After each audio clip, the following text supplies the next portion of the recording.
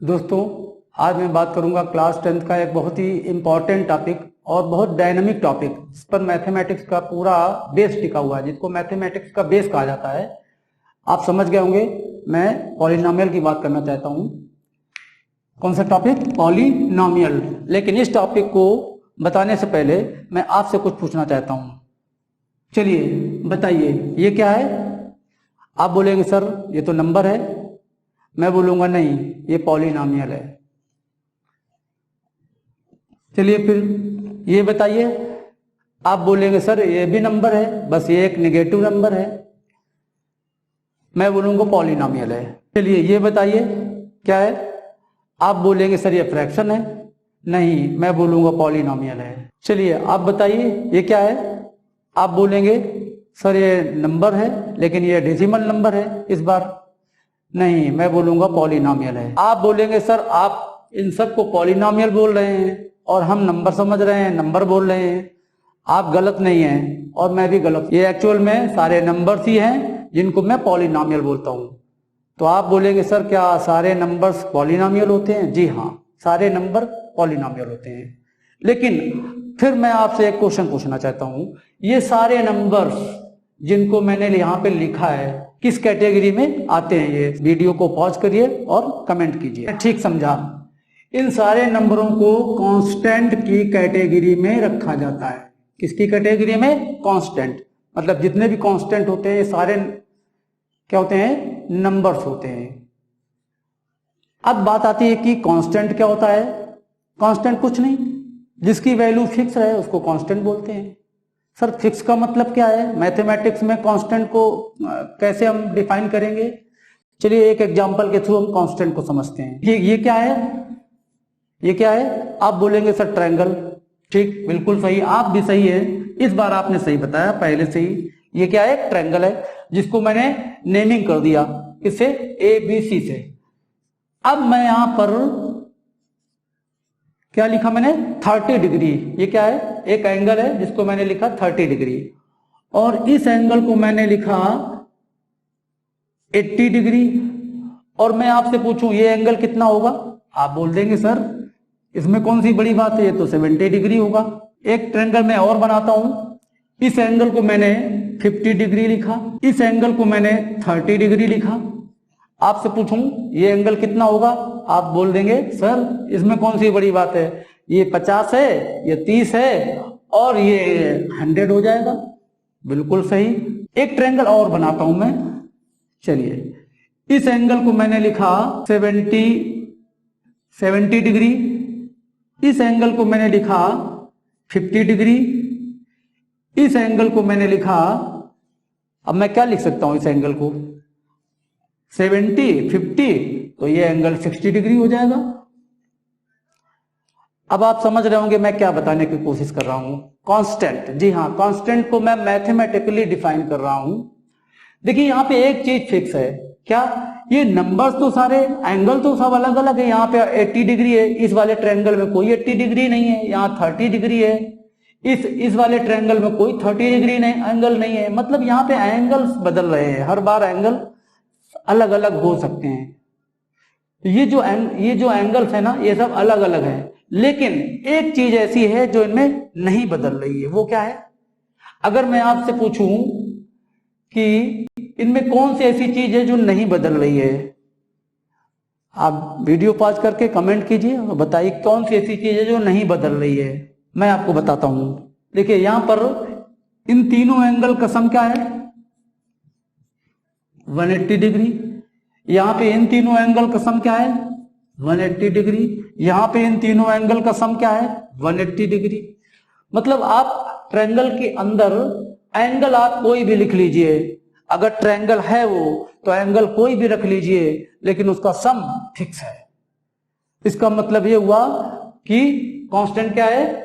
जिसकी value fix रहे, ये नहीं बदल सकता। जिसकी वैल्यू कभी बदले ना, कभी चेंज ना हो, उसको हम क्या बोलते हैं?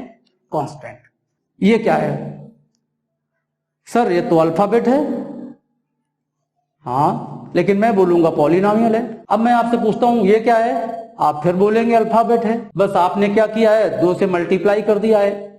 एक कांस्टेंट से मल्टीप्लाई कर दिया है, लेकिन मैं बोलूंगा पॉलिनोमियल। अब मैं आपसे पूछता हूं ये क्या है, आप बोलेंगे सर फिर ये तो अल्फाबेट है, बस आपने इस बार फ्रैक्शन से मल्टीप्लाई कर दिया है, लेकिन मैं बोलूंगा पॉलिनोमियल है। आप गलत नहीं दोस्तों, और मैं भी गलत नहीं हूं। दरअसल ये सारे के सारे अल्फाबेट है जिनको हम पॉलिनोमियल बोल रहा हूं। लेकिन आपसे मैं एक क्वेश्चन और करना चाहता हूं, आप हमें कमेंट में इसका जवाब दीजिए, इन सारे अल्फाबेट को हम किस कैटेगरी में रखेंगे? शायद आप सही है, समझ चुके होंगे, इन सारे अल्फाबेट को हम वेरिएबल की कैटेगरी में रखेंगे। लेकिन एक क्वेश्चन राइज होता है यहां पर कि वेरिएबल क्या होता है? कांस्टेंट समझ लिया जिसकी वैल्यू फिक्स रहे। अब मैं पूछता हूं कि वेरिएबल क्या है? वेरिएबल कांस्टेंट का अपोजिट कर दीजिए, जिसकी वैल्यू बदलती रहती है, चेंज होती रहती है, उसको हम वेरिएबल कहते हैं। वेरिएबल वर्ड ही बता रहा है वेरिएबल में क्या है, वर्ड। तो ये वेरी वर्ड का मतलब है जो वेरी करे, वेरी मीन्स जो चेंज होता रहे, उसको हम वेरिएबल बोलते हैं। मतलब वेरिएबल क्या होता है? जो वेरी करे मीन्स जो चेंज होता रहे, मतलब जिसकी वैल्यू फिक्स ना हो। अलग अलग सर्कमस्टांसेस पे इसकी वैल्यू अलग अलग होती है। अब सर कहेंगे आप किस तरह से? चलिए मैं इसको आपको मैथमेटिकली बताता हूं। सर्कल का एरिया का फार्मूला क्या होता है? आप बोलेंगे सर पाई आर स्क्वायर, बिल्कुल सही। इसमें आर क्या है? आर क्या है? रेडियस। ए क्या है? ए क्या है? एरिया। अगर मैं रेडियस को 1 सेंटीमीटर ले लूं, क्या ले लूं? 1 सेंटीमीटर, तो एरिया क्या होगा? सर एरिया तो पाई इंटू आर की वैल्यू 1 स्क्वायर किया तो 1 का स्क्वायर 1 होता है, तो एरिया की वैल्यू हो जाएगी पाई। ओके, चलिए अगर मैं रेडियस की वैल्यू 2 ले लूं, अगर रेडियस 2 सेंटीमीटर है तब एरिया क्या होगा? चलिए निकालते हैं। ए इज इक्वल टू फार्मूला वही रहेगा, पाई रेडियस की वैल्यू कितनी? 2 सेंटीमीटर, 2 रख लेते हैं और स्क्वायर कर देते हैं। 2 का स्क्वायर 4, तो क्या आ जाएगा? 4 पाई। एरिया क्या हो गया? 4 पाई हो गया। देखिए जब मैंने रेडियस 1 सेंटीमीटर लिया तो एरिया क्या आया? पाई। और जब मैंने रेडियस 2 सेंटीमीटर ले लिया तो एरिया क्या आ गया? 4 पाई। तो देखिए एरिया यहाँ पे दोनों में अलग अलग आ रहा है, यहाँ पे पाई, यहाँ पे 4 पाई। तो ये क्या हो रहा है? बदल रहा है, मतलब जो एरिया है बदल रहा है दोनों केसेस में। यहाँ पे एरिया कितना? पाई है, और यहाँ पे एरिया क्या है? 4 पाई है। तो अब हम आपसे पूछे कि यहाँ पर वेरिएबल क्या है? इस area of circle is pi r square. आपसे मैं पूछता हूं कि इस फार्मूले में वेरिएबल कौन है और कांस्टेंट कौन है? तो अभी जैसा कि आपने देखा कि ए की वैल्यू पहले वाले सेगमेंट में ए की वैल्यू पाई थी, जब हमने आर की वैल्यू 1 लिया तो एरिया क्या आ गया? पाई आ गया। जब आर की वैल्यू हमने 2 ली तो एरिया क्या आया? 4 पाई आ गया। देखिए दोनों केसेस में एरिया अलग अलग है, तो इसका मतलब है एरिया क्या है? अलग अलग सर्कमस्टांसेस पे अलग अलग एरिया है। इसका मतलब ये हुआ कि एरिया क्या है? एरिया एक वेरिएबल क्वांटिटी है, वेरिएबल, क्योंकि इसकी वैल्यू चेंज हो रही है। और जो रेडियस है ये भी देखिए अलग अलग सर्कमस्टांसेस ने अलग अलग लिया है, तो रेडियस क्या है? ये भी वेरिएबल है। फिर इस पूरे फार्मूले में कांस्टेंट क्या है? सर पाई है, जो इस पहले वाले सर्कमस्टांसेस पे पाई आया हुआ है, ठीक है। तो मैं आपसे पूछता हूं कि कांस्टेंट क्या है? तो आप बोलेंगे सर पाई कांस्टेंट होगा, क्योंकि इस वाले में भी पाई आया है, इस पहले सर्कमस्टांसेस में भी पाई है, दूसरे वाले सर्कमस्टांसेस पे भी पाई है। जब रेडियस की वैल्यू 2 है तो तब भी एरिया पाई के टर्म में आया है, और जब रेडियस 1 है तब भी एरिया पाई के टर्म में आया है। मतलब पाई दोनों सर्कमस्टांसेस में क्या है? कॉमन है। इसका मतलब ये हुआ कि जो पाई है क्या है? ये कांस्टेंट है। तो इस तरह से हमने आपको ये बताया कि वेरिएबल क्या होता है और कांस्टेंट क्या होता है और उसको मैथ में हम कैसे डिफाइन कर सकते हैं। अब हम बात करते हैं टर्म। देखिए ये क्या है, ये क्या है, एक टर्म है। सर अभी तो आपने बोला था कि नंबर्स पॉलिनोमियल होते हैं, अभी आप बोल रहे हैं ये टर्म है। नहीं, नंबर्स पॉलिनोमियल भी होते हैं और एक नंबर ये टर्म भी होता है। तो ये क्या है, एक टर्म है। पॉलिनोमियल भी है लेकिन साथ ही साथ एक टर्म भी है। हाँ, मैं आपसे पूछता हूं ये क्या है, आप बोलेंगे सर अल्फाबेट है, पॉलिनोमियल है, क्योंकि हमने अल्फाबेट को पॉलिनोमियल को अल्फाबेट से डिफाइन किया था।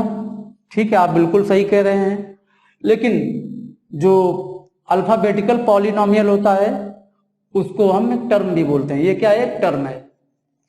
चलिए ये बताइए 3x ये क्या है, ये भी एक पॉलिनोमियल है, लेकिन इसमें ये क्या है, 3 क्या है, एक कांस्टेंट है और x क्या है, वेरिएबल है।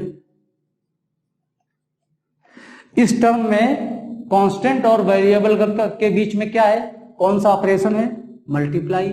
जब भी वेरिएबल और कांस्टेंट के बीच कोई ऑपरेशन ना दिखे आपको तो उसको हम बोलते हैं, क्या बोलते हैं, एक पॉलिनोमियल बोलते हैं।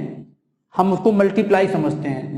जब भी वेरिएबल और कांस्टेंट के बीच कोई साइन ना दिखे, साइन मीन्स कोई मैथमेटिकल ऑपरेशन ना दिखे। मैथमेटिकल ऑपरेशन क्या होते हैं भाई, समझ लो, ये प्लस है, ये माइनस है, मल्टीप्लाई है, डिवाइड है, इनको बोलते हैं मैथमेटिक्स ऑपरेशन या फिर अलजेब्रिक। यहां पर हम अलजेब्रिक ऑपरेशन भी बोल सकते हैं। तो जब भी नंबर मीन्स कांस्टेंट और वेरिएबल के बीच कोई ऑपरेशन ना दिखे तो वहां पर हम मल्टीप्लाई ही कंसीडर करते हैं।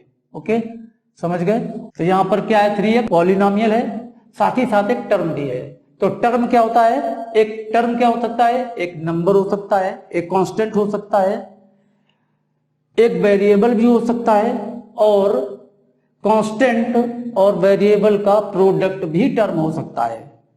तो ये सारे क्या हुए, एक टर्म हुए। वेरिएबल, कांस्टेंट एंड टर्म हमने डिफाइन किया। मैं आपसे एक बात पूछना चाहता हूं, बताइए ये क्या है। आप बोलेंगे सर यहां पे तो 2 अल्फाबेट हैं। फिर अगर 2 अल्फाबेट हैं तो इनके बीच में क्या है, कौन सा ऑपरेशन है।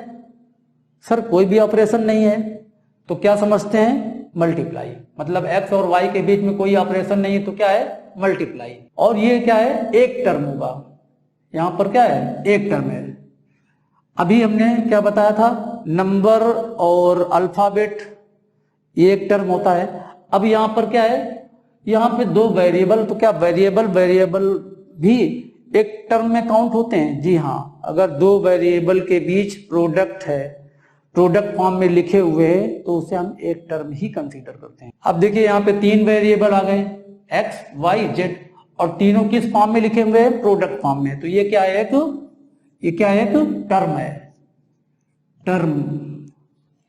ओके, अब शायद आप समझ चुके होंगे ये क्या है, एक टर्म है। ठीक है, क्योंकि यहाँ पे x² और y के बीच में क्या है, प्रोडक्ट है, प्रोडक्ट फॉर्म में लिखे हुए हैं 2 वेरिएबल, तो ये क्या है, टर्म है। तो किसी टर्म में कितने भी वेरिएबल कांस्टेंट प्रोडक्ट फॉर्म में हो सकते हैं। जैसे x, y, z, p, ये सारे क्या है, वेरिएबल है, और ये सारे वेरिएबल मिलकर के ये क्या है, एक टर्म बनाते हैं।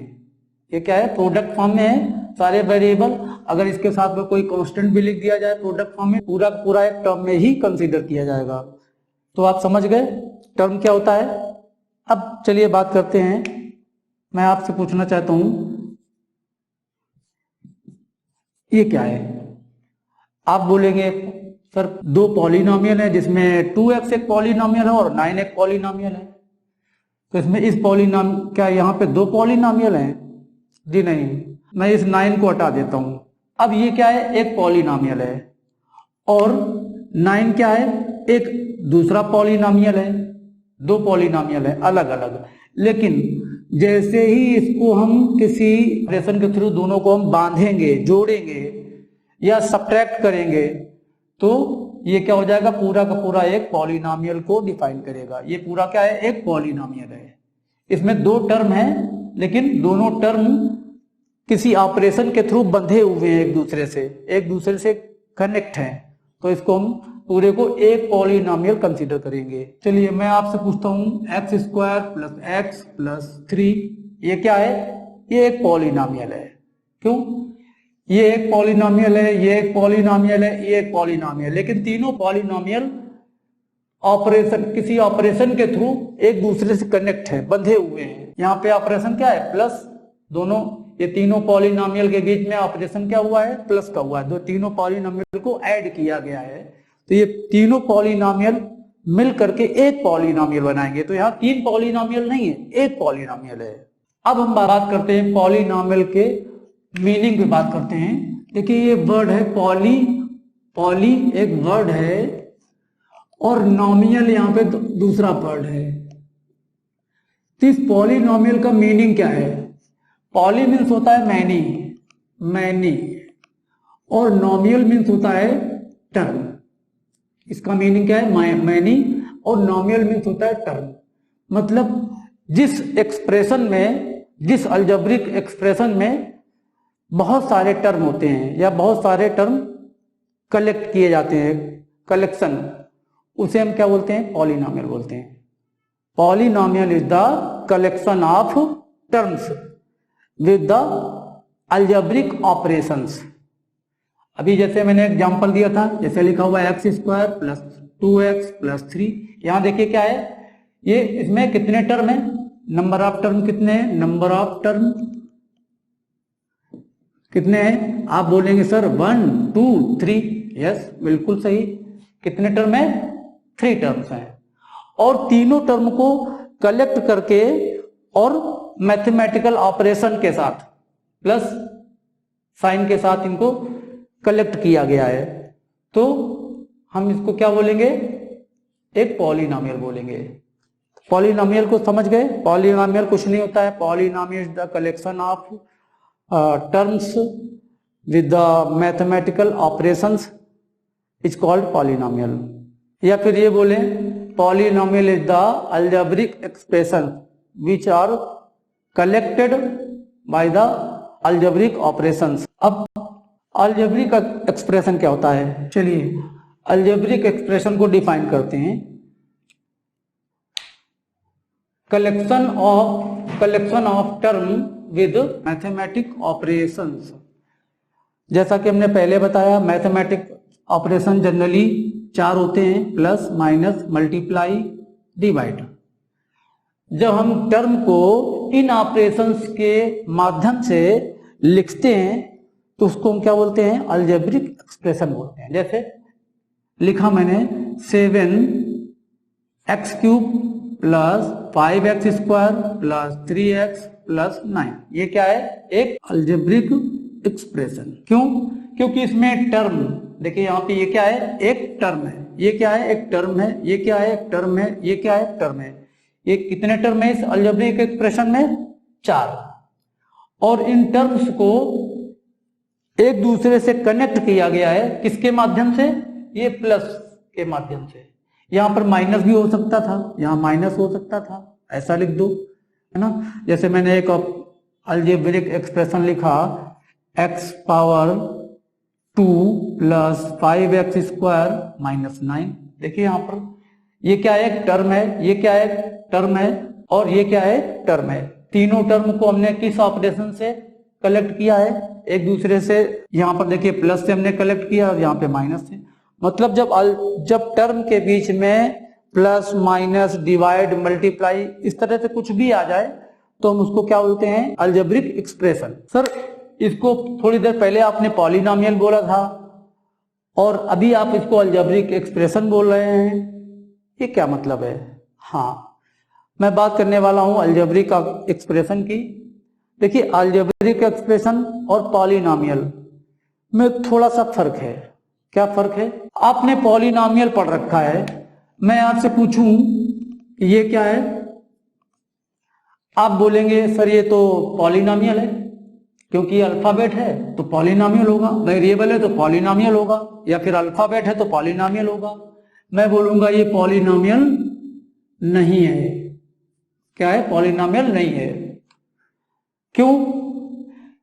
देखिए, पॉलिनॉमियल को होने के लिए जो पॉलिनॉमियल की पावर होती है किसी टर्म की, वो होल नंबर को बिलोंग करती है। जैसे मैं बात करता हूं, लिखा हुआ है एक्स क्यूब, ये क्या है? पॉलिनॉमियल है। ये क्या है? पॉलिनॉमियल है, क्योंकि इसमें भी पावर 2 है, यहाँ पे 1 है, और यहाँ पे पावर, यहाँ पे कोई पावर ही नहीं है, तो यहाँ पर क्या है? पावर 0 समझ सकते हैं, है ना। तो यहाँ पर क्या है? 0 है। अब ये हमें पता है कि जो होल नंबर होते हैं, आपको बताऊं मैं, 0, 1, 2, 3, ये सारे क्या होते हैं? होल नंबर होते हैं। 0 विद काउंटिंग नंबर प्लस 0, ये क्या होते हैं? Whole number. अगर पावर में होल नंबर दिखे तो क्या होता है? पॉलिनॉमियल। और अगर होल नंबर ना दिखे तो पॉलिनॉमियल नहीं होगा। ये बताइए, ये क्या है? पॉलिनॉमियल है या अलजेब्रिक एक्सप्रेशन? आप बोलेंगे सर यहां पर वेरिएबल की पावर 1 है, यहां भी वेरिएबल की पावर 1 है, जो कि एक होल नंबर है, तो ये एक पॉलिनॉमियल होगा। मैं बोलूंगा गलत। ये गलत क्यों है? अब समझ लेते हैं। ये एक्स लिखा हुआ है, इस एक्स को अगर मैं ऊपर ले जाऊंगा, इसको मैं ऐसे लिखूंगा। अब देखिए इसमें पावर क्या है? -1। अब -1 क्या है? एक होल नंबर नहीं है। तो जब भी किसी पॉलिनॉमियल में पावर होल नंबर में ना हो, या इसको सॉल्व करने पर होल नंबर ना आए, उस अलजेब्रिक एक्सप्रेशन को हम पॉलिनॉमियल नहीं बोल सकते, उसको अलजेब्रिक एक्सप्रेशन बोलेंगे। तो अलजेब्रिक एक्सप्रेशन में आपको क्या क्या दिख सकता है? पावर में आपको कोई नेगेटिव नंबर मिल सकता है, आपको पावर फ्रैक्शन में दिख सकती है, पावर सर्ट्स के फॉर्म में हो सकता है। सर्ट्स मतलब square root, cube root, square root, cube root. एक एक्सप्रेशन लिखता हूं, x power 3/2 plus x square plus 9x plus 4। ये क्या है? एक अलजेब्रिक एक्सप्रेशन है या पॉलिनॉमियल। तो देखिए यहां पर पावर को देखते हैं हम। यहां पे पावर क्या है? 3/2 है, जो कि एक होल नंबर नहीं है। ये क्या है? होल नंबर है। इसकी पावर कितनी है? 1, जो कि एक होल नंबर है। इसकी पावर क्या है? इसको हम x की पावर 0 लिख सकते हैं। तो यहाँ पर पावर क्या है? 0। देखिए ये सारी पावर्स क्या है? होल नंबर में है, लेकिन इसमें क्या पावर? होल नंबर नहीं है। तो ये क्या है? पॉलिनॉमियल नहीं है। ये क्या होगा फिर? अलजेब्रिक एक्सप्रेशन होगा। ये पॉलिनॉमियल और अलजेब्रिक एक्सप्रेशन में क्या डिफरेंस है? क्योंकि हम उसको अलजेब्रिक एक्सप्रेशन भी बोलते हैं, पॉलिनॉमियल भी बोलते हैं। तो कब वो अलजेब्रिक एक्सप्रेशन पॉलिनॉमियल होगा, ये समझते हैं। देखिए जब भी कभी जो अलजेब्रिक एक्सप्रेशन दिया है उसमें अगर कभी स्क्वायर रूट दिखे पावर में क्या दिखे? स्क्वायर रूट, और उस स्क्वायर रूट को सॉल्व ना किया जा सके, तो हम उसको अलजेब्रिक एक्सप्रेशन बोलेंगे। अगर कभी वेरिएबल के पावर में कोई फ्रैक्शनल नंबर है और उसको डेरिवेट नहीं कर सकते हैं, उसको फ्रैक्शन को हम कन्वर्ट नहीं कर सकते हैं पॉजिटिव इंटीजर में, तो हम उसको अलजेब्रिक एक्सप्रेशन बोलेंगे। जो पॉलिनॉमियल होता है उसकी जो पावर होती है, हर टर्म में पावर होल नंबर में होगी, तो वो क्या होता है? पॉलिनॉमियल होता है। जैसे लिखा हुआ है x² प्लस x प्लस 1। यहाँ देखिए ये पॉलिनॉमियल 3 टर्म से मिलकर के बना हुआ है, और तीनों टर्म में आप जरा पावर को देखिए। यहाँ पे पावर क्या है? 2 है, जो कि एक होल नंबर है। यहाँ पावर क्या है? कुछ भी लिखा नहीं है। जब लिखा नहीं होता है तो हम पावर कितना कंसीडर करते हैं? 1। ये क्या है? एक होल नंबर है। यहाँ पे देखिए कांस्टेंट है, यहाँ पे तो कोई वेरिएबल नहीं है। और हमने क्या बोला है कि जब किसी पॉलिनॉमियल में वेरिएबल की पावर होल नंबर होती है तो उसे हम पॉलिनॉमियल बोलते हैं। मतलब पॉलिनॉमियल में जो पावर होती है ना वेरिएबल की, वो एक होल नंबर में होती है। तो यहाँ तो वेरिएबल ही नहीं है। अगर आप इसको वेरिएबल के फॉर्म में लिखना चाहें तो लिख सकते हैं। कैसे लिख सकते हैं? x की पावर 0।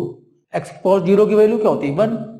और ये 0 क्या है? ये भी एक होल नंबर है। इस पॉलिनॉमियल में हर एक टर्म में जो पावर है वो क्या है, होल नंबर में है। तो इस तरह से हम इसको पॉलिनॉमियल को आइडेंटिफाई कर सकते हैं। जबकि अलजेब्रिक एक्सप्रेशन में जो पावर होती है वेरिएबल की, वो जरूरी नहीं कि होल नंबर में हो। अगर होल नंबर में नहीं है तो वो क्या है, अलजेब्रिक एक्सप्रेशन है, और अगर होल नंबर में है तो वो अलजेब्रिक एक्सप्रेशन है, पॉलिनॉमियल होता है। मतलब पॉलिनॉमियल जो है अलजेब्रिक नंबर का ही एक सेट होता है, उसी से निकलता है। ये देखिए ये क्या है, इसमें देखिए इस टर्म में वेरिएबल की पावर क्या है, 1/3 है, जो कि होल नंबर क्या है, नहीं है। यहाँ पे वेरिएबल की पावर क्या है, 1 है, ये तो होल नंबर है। यहाँ पे कोई वेरिएबल नहीं है, तो यहाँ पर इस टर्म में वेरिएबल की पावर होल नंबर में नहीं है, तो ये क्या है, पॉलिनॉमियल नहीं है। अगर किसी भी टर्म में अगर वेरिएबल की पावर होल नंबर में नहीं दिख रही है तो उसको हम पॉलिनॉमियल में काउंट नहीं करेंगे। चलिए इसको देखते हैं। ये देखिए यहाँ पर इस एक्सप्रेशन में कितने टर्म है, आपसे पूछूं कितने टर्म है, तो आप बोलेंगे सर 1 2 3 टर्म है टोटल। और हर एक टर्म में हमें वेरिएबल की पावर को चेक करना है, वो होल नंबर है या नहीं। तो यहाँ पे देखिए x की पावर 2/3, ये क्या है, होल नंबर तो नहीं है। तो क्या है, पॉलिनॉमियल है या अलजेब्रिक एक्सप्रेशन है, तो आप बोलेंगे कि पॉलिनॉमियल नहीं है, अलजेब्रिक एक्सप्रेशन है। और मैं बोलूंगा कि ये पॉलिनॉमियल है। देखिए कैसे, अभी हमने बताया क्या बोला, अगर पावर होल नंबर में ना हो और उसे डेरिवेट करने के बाद, सिंप्लीफाई करने के बाद होल नंबर में ना आए तो भी वो क्या होगा, अलजेब्रिक एक्सप्रेशन होगा। अगर पावर को सिंप्लीफाई करने के बाद होल नंबर ना आए तो क्या होगा, अलजेब्रिक एक्सप्रेशन होगा। और अगर सिंप्लीफाई करने के बाद होल नंबर बन जाता है तो पॉलिनॉमियल है। अब इसको हम सिंप्लीफाई करते हैं, इस पावर को इस पावर के साथ क्या करेंगे, मल्टीप्लाई। तो अगर 2/3 को मल्टीप्लाई करेंगे 3 से तो क्या क्या मिलेगा, क्या आ गया, x² + x - 7। देखिए अगर हमने जब पावर को सिंप्लीफाई किया, इन दोनों पावर को मल्टीप्लाई किया और मल्टीप्लाई करने के बाद सिंप्लीफाई किया तो हमें क्या मिल गया, एक होल नंबर मिल गया। तो यहाँ पे ऐसा लग रहा था कि ये क्या है, अलजेब्रिक एक्सप्रेशन है, लेकिन अभी जब सिंप्लीफाई किया तो ये क्या दिख रहा है आपको, एक पॉलिनॉमियल दिख रहा है।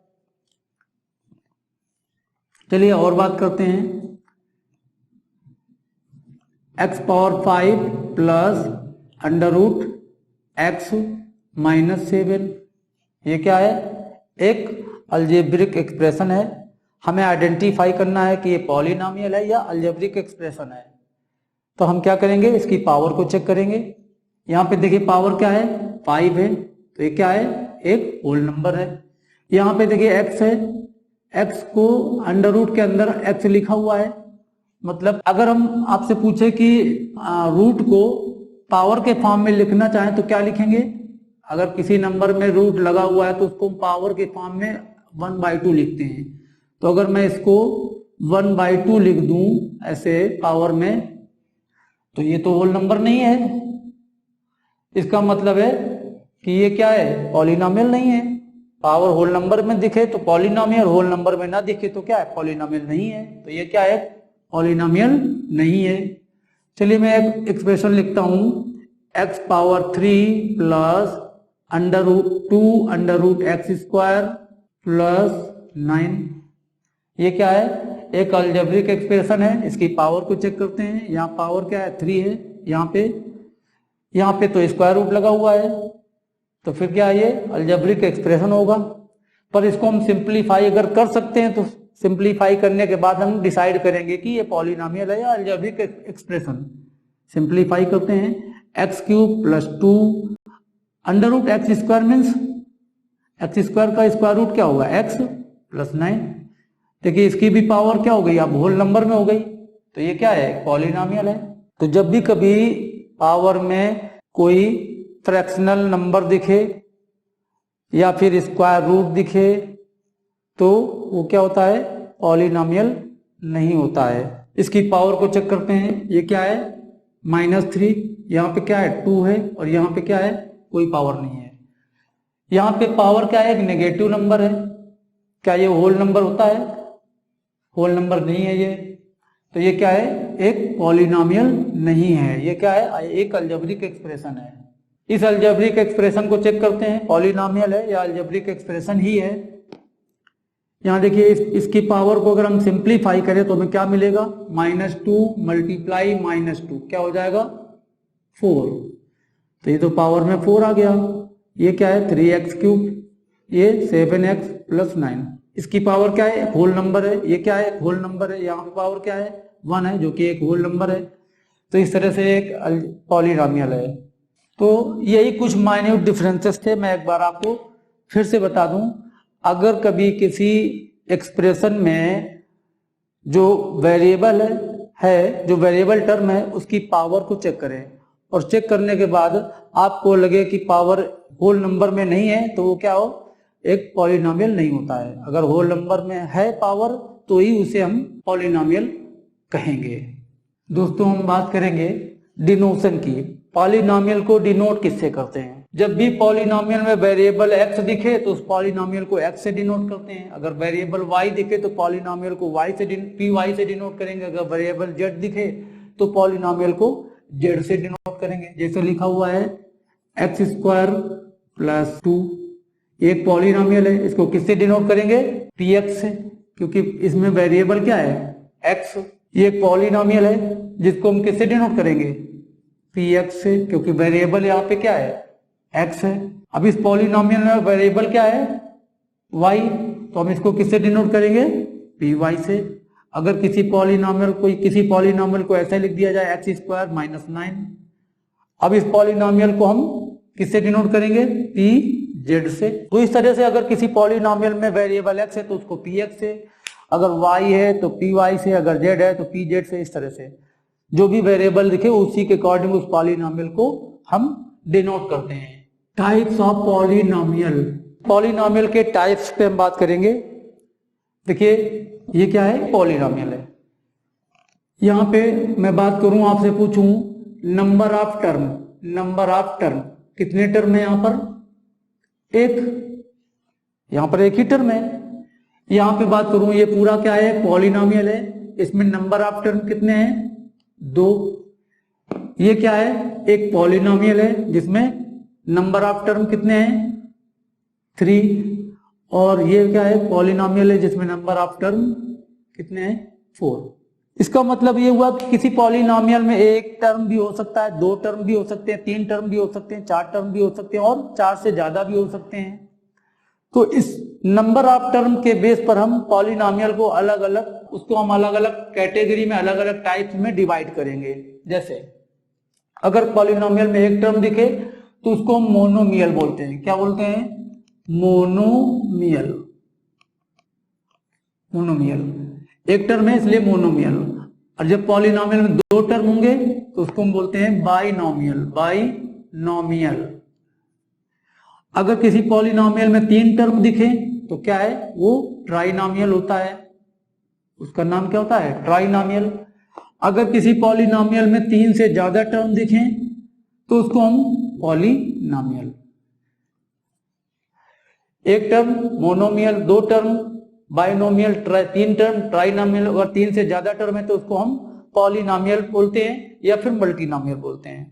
देखिए जो पॉलिनोमियल होता है, पॉलिनोमियल किससे मिलकर बना होता है, टर्म से। और टर्म किससे मिलकर बने होते हैं, वेरिएबल से।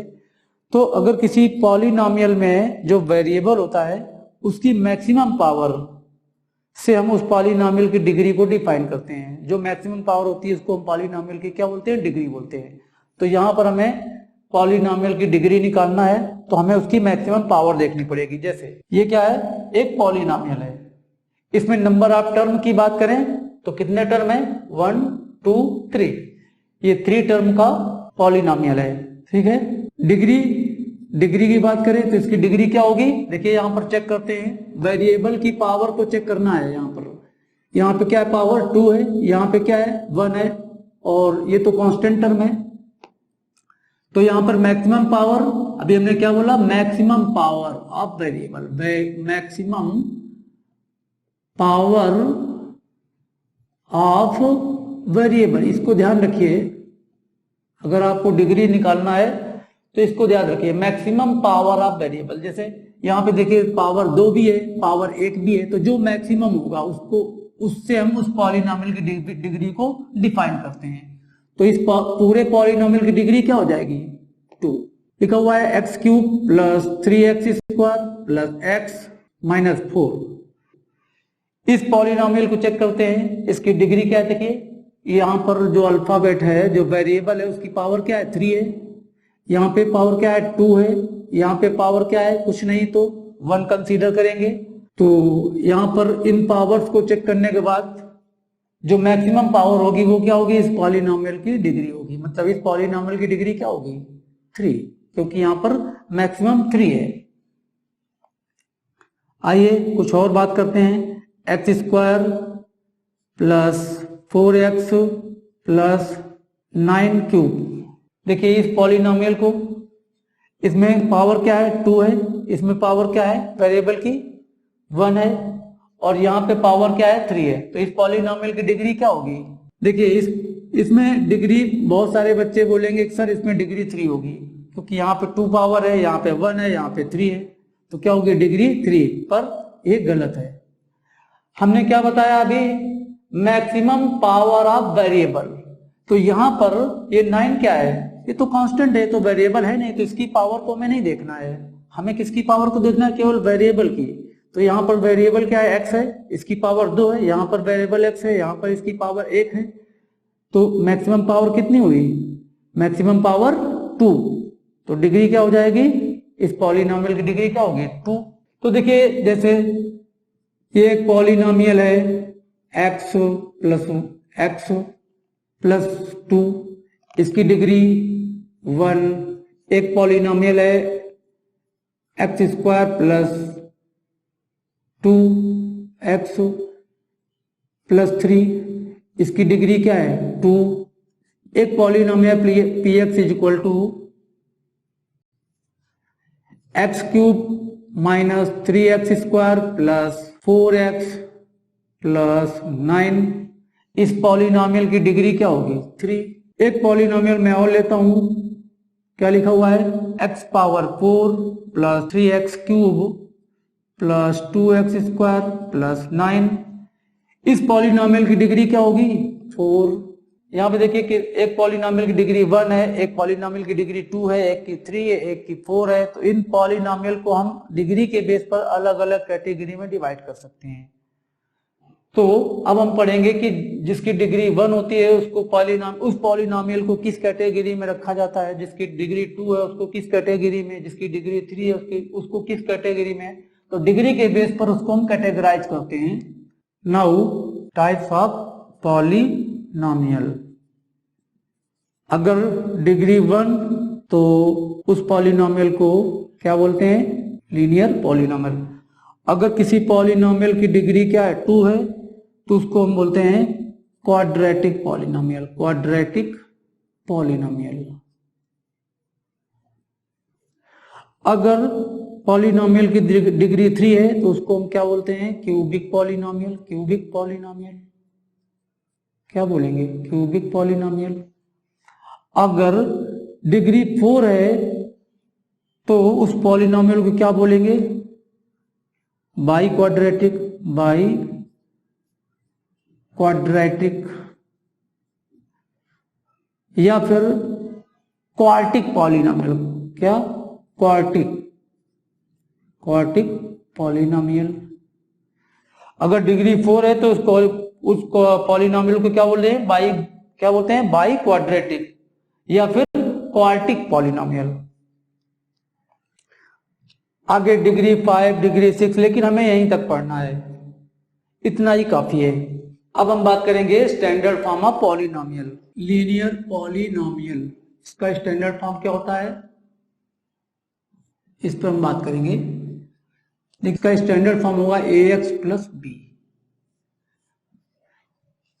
यहां पर a 0 नहीं हो सकता, क्यों, क्योंकि अगर a 0 हो गया तो क्या होगा, जीरो ए मतलब जीरो, ए जीरो हो गया तो क्या होगा, zero into x plus b, तो जीरो प्लस बी ये क्या होगा, बी। बी तो एक पॉलिनोमियल तो है, लेकिन ये लीनियर पॉलिनोमियल नहीं है क्योंकि वेरिएबल नहीं है इसके साथ में एक्स, तो ये लीनियर पॉलिनोमियल नहीं है। तो लीनियर पॉलिनोमियल होने के लिए ए की वैल्यू जीरो नहीं हो सकती, बाकी कोई भी वैल्यू ले सकते हैं। तो जो ये ए है ना, ये सारे नंबर को डिफाइन करेगा, इसके अंदर सारे नंबर आ जाएंगे सिवा जीरो के। और बी क्या है, बी में कोई भी नंबर ले सकते हैं बी की जगह पर, बी सारे नंबरों को डिफाइन करता है, बी कुछ भी ले सकते, कुछ भी हो सकता है। देखिए क्वाड्रेटिक पॉलिनोमियल का स्टैंडर्ड फॉर्म होता है a x square plus b x plus c. यहां पर a can not be zero, ये आपको याद रखना है, ए जीरो नहीं हो सकता। क्यों, अगर ए जीरो हो गया तो फिर ये क्वाड्रेटिक पॉलिनोमियल नहीं होगा, फिर ये लीनियर पॉलिनोमियल में कन्वर्ट हो जाएगा। क्यों, क्योंकि ये जीरो हो जाएगा तो फिर ये बचा क्या, बी एक्स प्लस सी, और बी एक्स प्लस सी क्या, एक लीनियर पॉलिनोमियल है। आगे क्यूबिक पॉलिनोमियल, तो यहां पे याद रखना है ए जीरो नहीं हो सकता है, क्यूबिक पॉलिनोमियल, क्यूबिक पॉलिनोमियल इसका स्टैंडर्ड फॉर्म होगा a x cube plus b x square plus c x plus d. यहाँ पे ए जीरो नहीं हो सकता, a can not be zero. क्यों, क्योंकि अगर ए जीरो हो गया तो फिर ये पूरा जीरो हो जाएगा, फिर हमारे पास क्या बचेगा, B x square plus c x plus D, ये बचेगा। और ये क्या है, एक क्वाड्रेटिक पॉलिनोमियल है, मतलब क्यूबिक पॉलिनोमियल फिर क्वाड्रेटिक पॉलिनोमियल में चेंज हो जाएगा। तो क्यूबिक पॉलिनोमियल होने के लिए एक्स क्यूब का जो कोएफिशिएंट है वो जीरो नहीं हो सकता, मतलब a can not be zero, a not equal zero.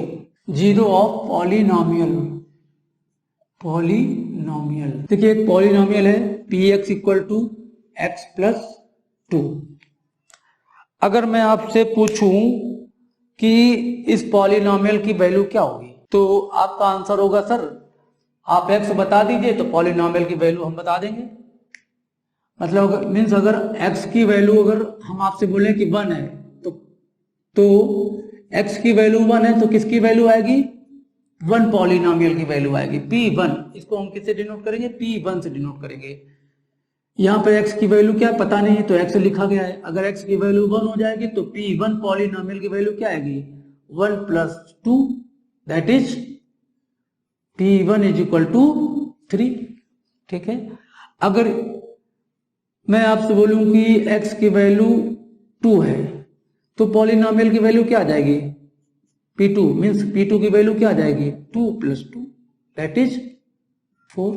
अगर मैं बोलूं कि x की वैल्यू -2 है तो पॉलिनोमियल की वैल्यू क्या होगी, चेक करते हैं यहाँ पे, -2 प्लस 2 तो क्या हो गया, 0। तो यहाँ पे आपने देखा कि अगर किसी पॉलिनोमियल की वैल्यू निकालना हो तो x की वैल्यू का मालूम होना जरूरी है। जैसे यहाँ पर हमने x की वैल्यू क्या ली, 1, तो पॉलिनोमियल की वैल्यू क्या मिल गई हमें, P1 इक्वल टू 3। अगर x की वैल्यू 2 है तो पॉलिनोमियल की वैल्यू क्या होगी, 4, है ना। अगर x की वैल्यू हमने -2 ले ली, अगर x की वैल्यू -2 है तो पॉलिनोमियल की वैल्यू क्या मिल गई, 0। तो हम क्या निकाल रहे हैं, क्या पढ़ रहे हैं, zero of polynomial. Zero of polynomial का मतलब क्या है, मीनिंग क्या है, मीन्स वैल्यू ऑफ x, मतलब x की वैल्यू हमें निकालना है, वो वैल्यू निकालना है जिसके लिए पॉलिनोमियल क्या हो जाए, 0 हो जाए। तो यहां देखिए इस पॉलिनोमियल में x की वैल्यू क्या है, -2, तो पॉलिनोमियल की वैल्यू क्या है, 0। तो मतलब जिस वैल्यू के लिए पॉलिनोमियल की वैल्यू 0 हो जाती है, x की जिस वैल्यू के लिए पॉलिनोमियल की वैल्यू 0 हो जाए उसको हम क्या बोलते हैं, उस पॉलिनोमियल का 0 बोलते हैं। अगर 0 1 से ज्यादा है तो उसको जीरो बोलते हैं। ठीक है, एक पॉलिनोमियल मैं लिखता हूं कुछ इस तरह से, px इक्वल टू 2x -4। अब मैं आपसे बोलूं कि इस पॉलिनोमियल का जीरोज क्या होगा, मीन्स x की वैल्यू क्या होगी, जिसके लिए पॉलिनोमियल 0 हो जाए। तो यहाँ पे हम ऑब्वियस सी बात है, हम बोल सकते हैं कि सर 2 और x की वैल्यू 2 ले लें तो 2 2 जा 4 हो जाएगा, 4 - 4 तो क्या हो जाएगा, 0 हो जाएगा, मतलब पॉलिनोमियल 0 हो गया। तो किस वैल्यू के लिए 0 हुआ है, हमने क्या लिया है, x की वैल्यू 2। तो ये क्या है, ये 2 क्या है, ये 2 इस पॉलिनोमियल का क्या है, 0 है।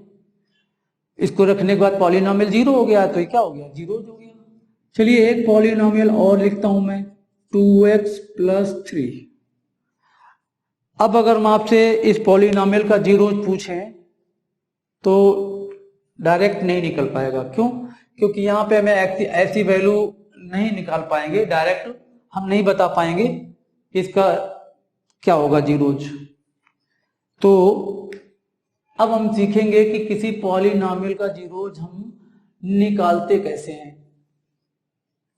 इसी पॉलिनोमियल को लेते हैं, अगर पॉलिनोमियल है 2x + 3 और हमें जीरोज निकालना है, क्या निकालना है, 0 निकालना है।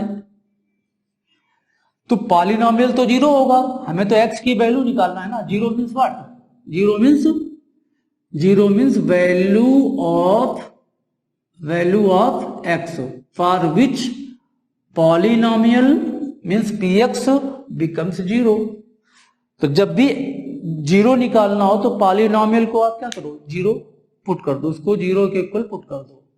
हम इस पॉलिनोमियल को 0 के इक्वल पुट करते हैं, 2x + 3 = 0। अब हम 3 को क्या करेंगे, उधर ट्रांसपोज कर देते हैं, 2x = -3, इधर +3 उधर जाकर -3 होगा। x = निकालना तो 2 क्या होगा, उधर -3 के साथ डिवाइड में आ जाएगा, -3/2। तो ये -3/2 ये क्या है, इस पॉलिनोमियल का जीरोज है। हम चेक कर सकते हैं, चलिए चेक कर लेते हैं जीरोज है कि नहीं। मतलब इस वैल्यू को रखने के बाद ये पॉलिनोमियल 0 हो रहा है कि नहीं, हम चेक करते हैं। क्या है, px = 2 × x की वैल्यू क्या निकाली हमने, -3/2 + 3। तो ये देखिए 2 से ये 2 कैंसिल हो गया, क्या बचा, -3 और उधर क्या है, +3। -3 + 3 क्या हुआ, 0। तो इसका मतलब क्या है कि ये जो x की वैल्यू है इस पॉलिनोमियल का ये जीरोज है। क्या है, 0 है, जीरोज नहीं। अगर जीरोज 0 1 से ज्यादा होते हैं तो हम जीरोज बोलते हैं। तो ये क्या है, ये जो x की वैल्यू है ये इस पॉलिनोमियल का क्या है, 0 है।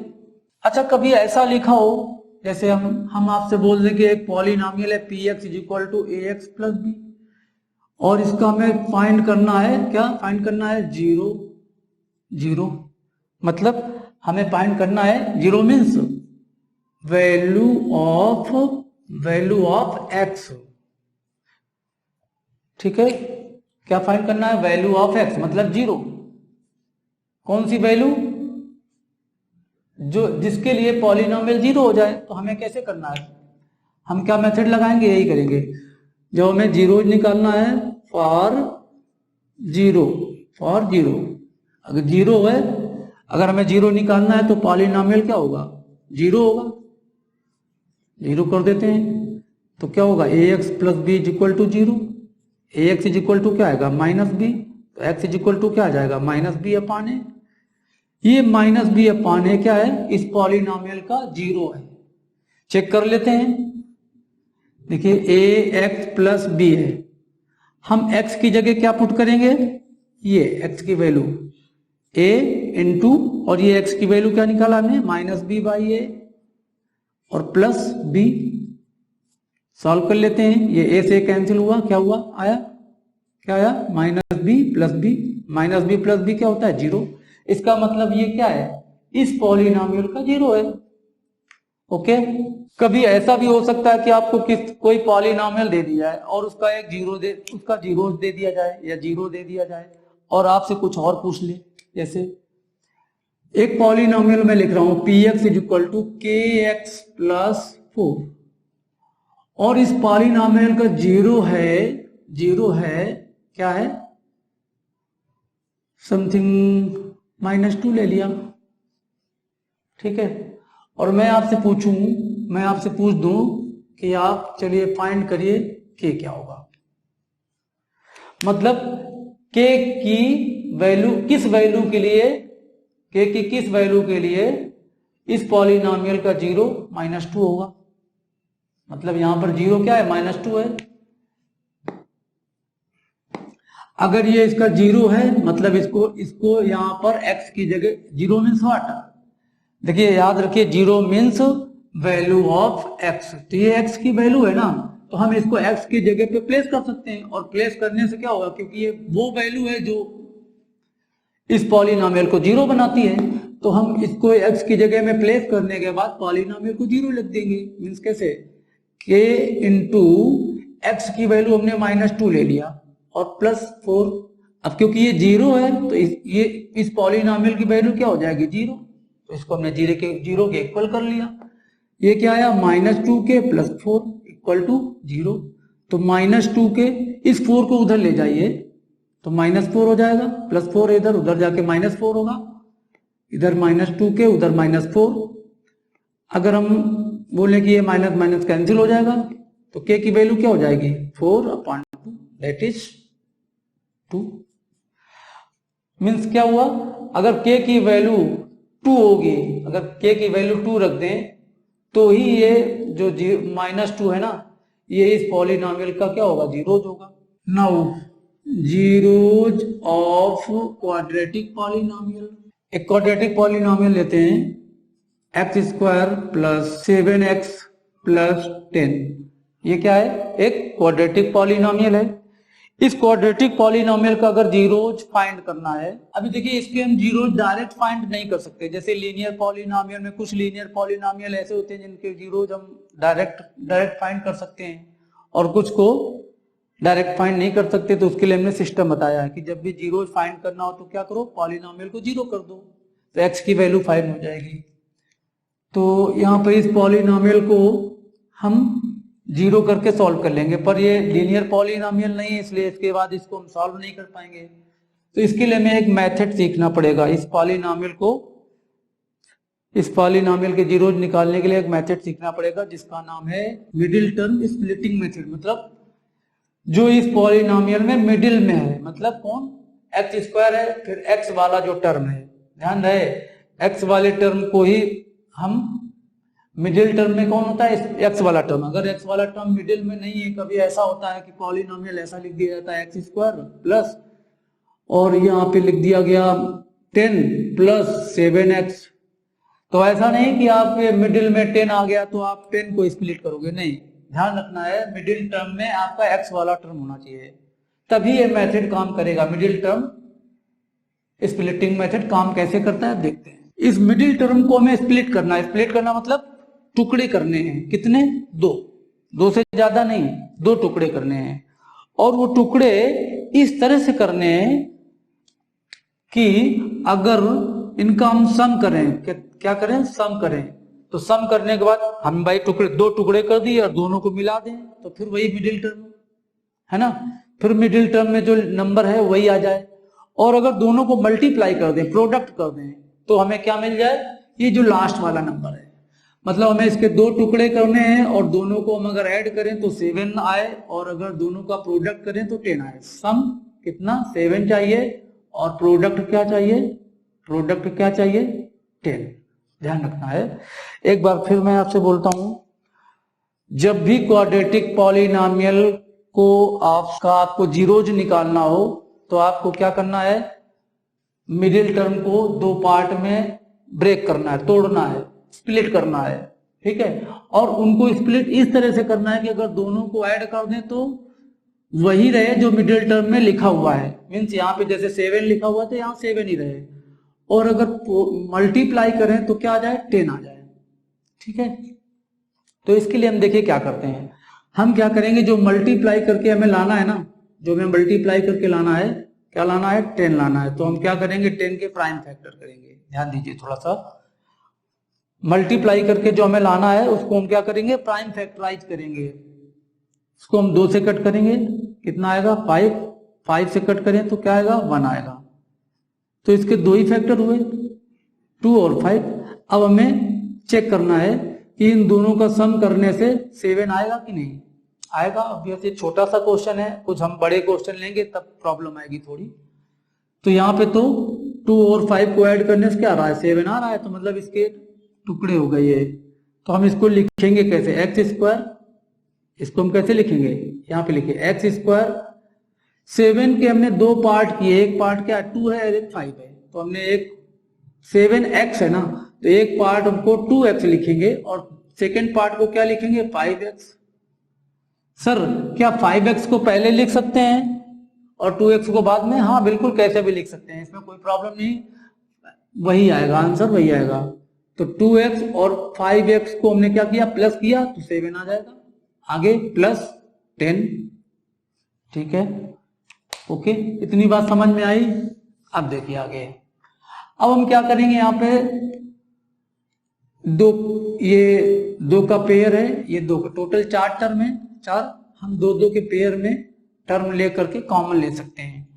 इन दोनों में कॉमन क्या है, x, जब x कॉमन लेंगे तो क्या बचेगा अंदर, x बचेगा भाई, x का x से मल्टीप्लाई करोगे क्या आएगा, x स्क्वायर आ जाएगा, तो अंदर तो x ही बचेगा। आगे प्लस, जब हमने x बाहर निकाल दिया तो यहां से क्या बच गया 2, आगे क्या है प्लस, इन दोनों में कॉमन क्या है 5, तो क्या बचेगा x प्लस 2। अब देखिए पहले कितने टर्म थे, 4 टर्म थे, अब कितने टर्म है, एक टर्म ये है, एक टर्म ये है।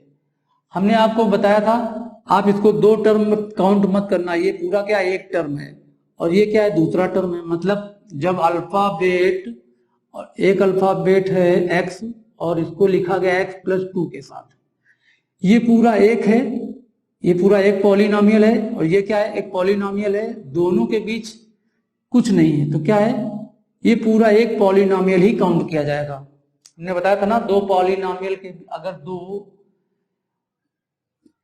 वेरिएबल्स या नंबर्स के बीच में कोई साइन ना दिखे तो हम उसको प्रोडक्ट ही समझते हैं, तो ये दोनों क्या प्रोडक्ट फॉर्म में ही लिखे हुए हैं, ये पूरा एक है, ये पूरा क्या है एक पॉलिनोमियल है और ये पूरा क्या है एक दूसरा पॉलिनोमियल है, और दोनों पॉलिनोमियल किससे सेपरेट हैं, प्लस से, मतलब यहाँ पर 2 टर्म है।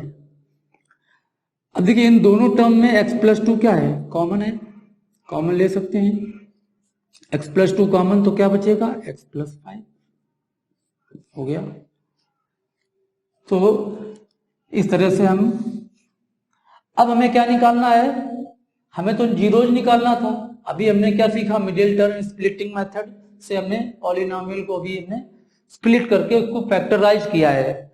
हालांकि ये फैक्टराइजेशन हमने क्लास 8 में भी सीखा, क्लास 9 में भी सीखा, तो हम उतना कुछ ज्यादा सिखाने वाले नहीं है इसका फैक्टराइजेशन, पर हम इसको, हमें हमारा टारगेट है, हमें जीरोज कैसे निकालते हैं ये सिखाना मेरा टारगेट है।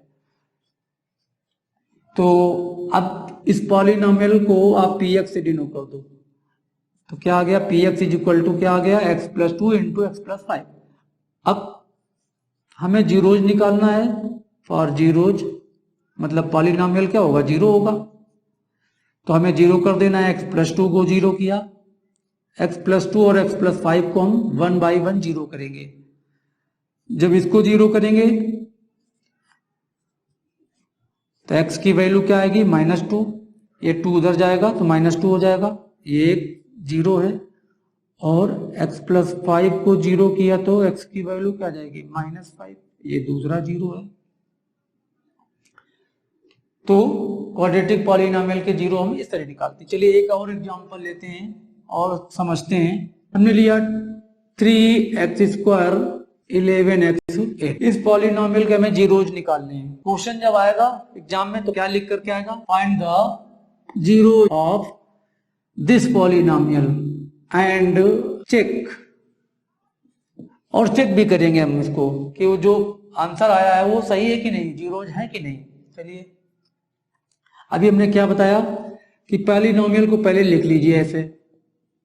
अब हमें क्या करना है, मिडिल टर्म को क्या करना है, स्प्लिट करना है, और भी 2 पार्ट में करना है, ठीक है।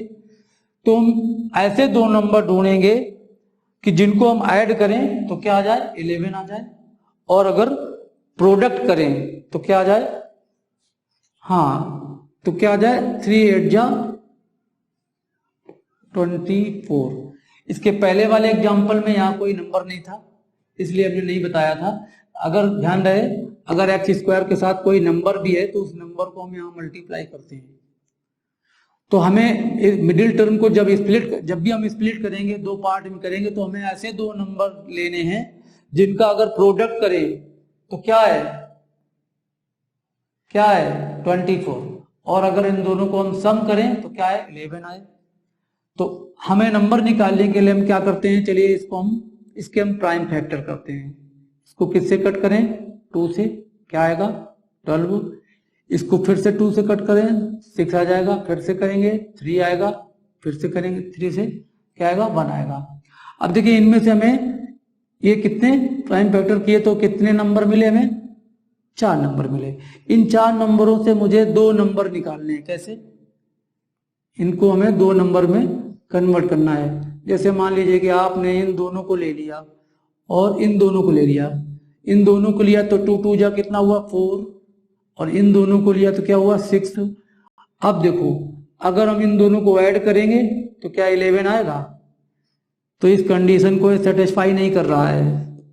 तो फिर इसका मतलब है कि ये जो हमने लिया है इसको हम चेंज करेंगे। ठीक है, अब हम इन दोनों को लिया था और इन दोनों को लिया था। अब हम क्या करते हैं, इन तीनों को ले लेते हैं। इन तीनों को जरा मल्टीप्लाई करिए, क्या मिलेगा 8, 2 2 जा 4, 2 जा 8, और ये क्या है 3। अब हमें 2 नंबर मिल गए, क्या 8 और 3। इन दोनों को अगर हम ऐड करेंगे तो क्या मिलेगा 11, और हमें चाहिए क्या, हमें 11 चाहिए भी। तो इस तरह से हमने ये 2 नंबर, 2 फैक्टर इसके निकाल लिए। क्या निकाले हमने, इसके एक नंबर हमने निकाला 8 और एक 3। क्योंकि ये 11x है तो जब इनको हम ऐड करेंगे तो 11x होना चाहिए, तो इनके साथ x भी लिख लो ऐसे, और जब ऐड करेंगे तो 11 आ जाएगा। साथ ही ये भी लिख लो 3x² प्लस 8। अब देखिए इन नंबरों को हम किसी को भी हम पहले लिख सकते थे, किसी को भी हम बाद में लिख सकते थे, आंसर वही आएगा, आंसर पे कोई फर्क नहीं पड़ेगा। चलिए अब हम कॉमन लेते हैं। इन दोनों में कॉमन क्या है, देखिए यहाँ पे 3 है, यहाँ पे 8 है, तो 3 और 8 में तो कुछ भी कॉमन नहीं है। यहाँ पे x² है, यहाँ पे x है, तो x² और x में कॉमन क्या है x, तो हमने x कॉमन लिया। यहाँ से हमने क्या कॉमन लिया x। जब यहाँ से x कॉमन ले लिया जाएगा तो यहाँ पे क्या बचेगा, एक x बच जाएगा, और इंटू 3x बचेगा, और प्लस यहां से देखिए x कॉमन निकल गया तो क्या बचेगा 8। आगे प्लस इन दोनों में कॉमन क्या है, कुछ भी नहीं दिख रहा है। जब कुछ भी कॉमन ना दिखे तो आप 1 लिख लो, वापस क्रॉस चेक कर लिया करो। देखो जब हम x को अंदर मल्टीप्लाई करेंगे, x इंटू 3x, इधर कर लेते हैं x इंटू 3x, तो क्या आ जाएगा x इंटू x, तो x² हो जाएगा, और ये 3 है तो 3x²। देखो यहाँ पे जब हमने मल्टीप्लाई किया तो क्या आ गया 3x²। जब हम 8 को मल्टीप्लाई करेंगे x से तो क्या आएगा 8x। मतलब इसको जब हम मल्टीप्लाई करते हैं तो ये हमें मिल रहा है, तो मतलब सही है। यहाँ पे देखते हैं इस 1 का अंदर मल्टीप्लाई करेंगे तो यही आएगा, मतलब हम फैक्टर सही कर रहे हैं। वापस क्रॉस चेक कर लिया करो, इससे फैक्टर कभी गलत नहीं होता है। अब देखिए 3x प्लस 8 यहाँ भी है, 3x प्लस 8 यहाँ भी है, तो ये कॉमन हो सकता है। जो दोनों में होता है उसको कॉमन बोलते हैं। यहाँ क्या मिलेगा x प्लस 1। तो हमने इसके फैक्टर कर लिए, इसके फैक्टर क्या हुए, 2 फैक्टर आ गए, 3x plus 8 into x plus 1। हमें जीरोज निकालना है, तो फॉर जीरोज के लिए पॉलिनोमियल क्या होगा 0 होगा, तभी 0 हो जाएगा। तो पॉलिनोमियल को 0 कर लेते हैं, 3x प्लस 8 इक्वल टू 0, तो 3x इज इक्वल टू क्या होगा, 8 को उधर ले जाइए -8 हो जाएगा, 3 को उधर डिवाइड कर दीजिए तो क्या आ गया -8/3। x की एक वैल्यू आ गई। इधर x प्लस 1 को 0 करिए तो x की दूसरी वैल्यू क्या आ जाएगी, 1 को उधर ले जाइए तो क्या आएगा -1। ये क्या हो गया, जीरोज हो गए। मतलब इसके हमने 2 जीरोज फाइंड कर लिए। अब हमें चेक करना है, अब हमें ये देखना है कि ये इसके जीरोज है कि नहीं, मतलब पॉलिनोमियल इनको सेटिस्फाई, ये जो वैल्यूज हैं इस पॉलिनोमियल को सेटिस्फाई कर रही कि नहीं, मतलब पॉलिनोमियल 0 हो रहा है कि नहीं। तो चेक कर लेते हैं। आइए, पॉलिनोमियल क्या है 3x² प्लस 11x प्लस 8।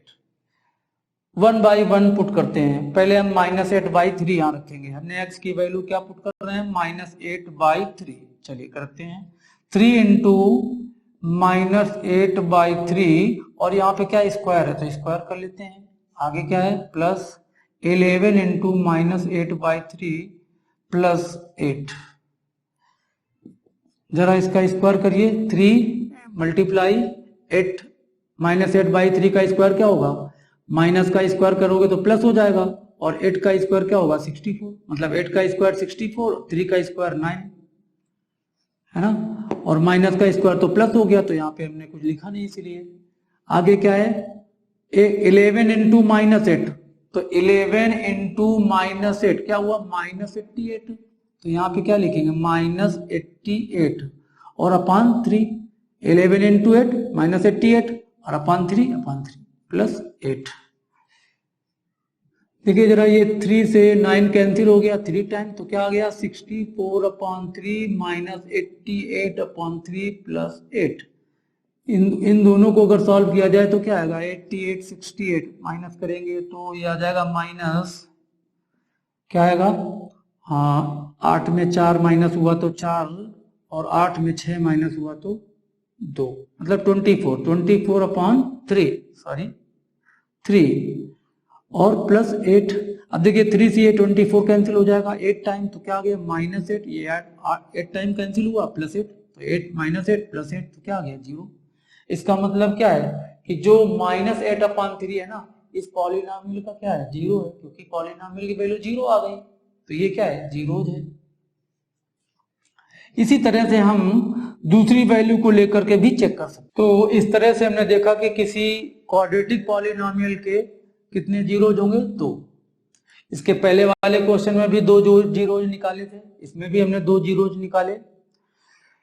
तो अब मैं आपसे कहूं या मैं आपसे पूछूं कि क्वाड्रेटिक पॉलिनॉमियल की डिग्री क्या होगी, तो आप बोलोगे सर 2, क्योंकि मैक्सिमम पावर कितनी है 2, तो डिग्री क्या होगी 2। और जीरोज हमने अभी निकाले कितने 2। तो अब एक बहुत इंपॉर्टेंट बात है जो आप बिल्कुल दिमाग में रख लीजिए, क्या किसी भी पॉलिनॉमियल के जो जीरोज होते हैं ना, मैक्सिमम जीरोज कितने हो सकते हैं जिसकी उसकी जितने उसकी डिग्री होती है। अगर किसी पॉलिनॉमियल की डिग्री 1 है तो मैक्सिमम 1 जीरो होगा। अगर किसी पॉलिनॉमियल की डिग्री 2 है तो उसके मैक्सिमम जीरोज कितने होंगे 2, मतलब 2 से ज्यादा नहीं हो सकते, कम हो सकते हैं। 2 जीरोज हो सकते हैं या फिर 1 जीरोज हो सकता है, या फिर ऐसा भी हो सकता है कि क्वाड्रेटिक पॉलिनॉमियल के एक भी जीरो ना हो। तो जीरोज क्या क्या हो सकते हैं, एक भी जीरोज नहीं हो सकता है, ये भी हो सकता है कि 1 जीरोज हो या फिर 2 जीरोज हो, लेकिन 2 से ज्यादा कभी किसी क्वाड्रेटिक पॉलिनॉमियल के 3 जीरोज नहीं हो सकते, ध्यान रखिएगा। अब हम सीखेंगे, अभी तक हमने क्वाड्रेटिक पॉलिनॉमियल के जीरोज निकालने सीखे। अब हम सीखेंगे कि अगर जीरोज आपको दे दिए जाएं और आपसे क्वाड्रेटिक पॉलिनॉमियल आपसे पूछने लगे और क्या दे दिया जाए, क्या दे दे, जीरोज दे दे, जीरोज आर गिवन। सपोज अगर किसी क्वाड्रेटिक पॉलिनॉमियल के जीरोज क्या है अल्फा और बीटा, भाई क्वाड्रेटिक पॉलिनॉमियल के 2 ही जीरोज होते हैं मैक्सिमम, अल्फा और बीटा। तो क्वाड्रेटिक पॉलिनॉमियल कैसे निकालते हैं, उसके लिए एक फार्मूला है। किसी क्वाड्रेटिक पॉलिनॉमियल के जीरोज कैसे निकालते हैं, k into x square minus alpha plus beta into x plus alpha beta.